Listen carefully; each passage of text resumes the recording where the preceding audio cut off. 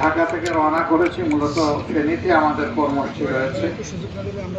আপনারা দোয়া করবেন সেই কর্মসূচি যেন আল্লাহ সুষ্ঠুভাবে আপনাদের কাছে শুধু এই আবেদন রেখে যায় যে 24-এ বহু জীবন আর রক্তের বিনিময়ে বাংলাদেশের জনগণ একটা পরিবর্তন পেয়েছে এবং এই পরিবর্তন এসেছে ফেসিবাদীদের বিরুদ্ধে।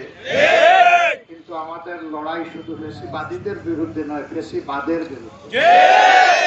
সেই ফেসিবাদ পুরাতন হোক আর নতুন হোক, এদেশের জনগণ কাউকে ছাড় দেব না, আমরাও ছাড় দেব না। আগামীতে দীর্ঘদিনের প্রত্যাশা একটা সুষ্ঠু নির্বাচন জাতির মুখে আছে।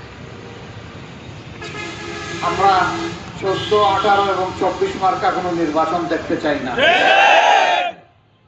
এ ধরনের কিছু আলামত আমরা লক্ষ্য করছি।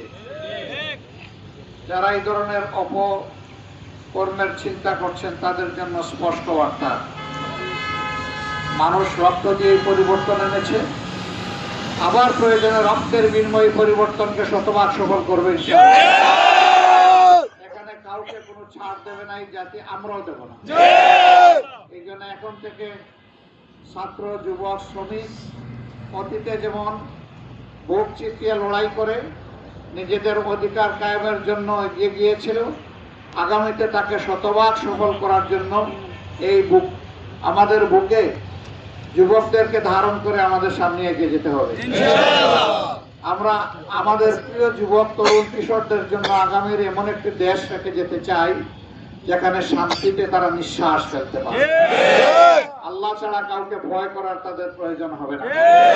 এবং সেই আল্লাহর ভয়ের ভিত্তিতে যদি একটি মানবিক সমাজ, দুর্নীতিমুক্ত সমাজ, চাঁদাবাজ মুক্ত সমাজ, দখলদার মুক্ত সমাজ যদি গড়তে হয়, তাহলে আল্লাহর আইনের কোনো বিকল্প নেই। আল্লাহ সেই মহান আইনের দিকে, মানবিক আইনের দিকে সবাইকে আহ্বান জানাচ্ছি। ইনশাআল্লাহ আরো দেখা হবে, লড়াই আমাদের চলবে।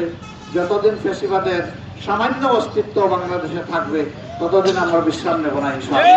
আসসালামু আলাইকুম ওয়া রাহমাতুল্লাহ।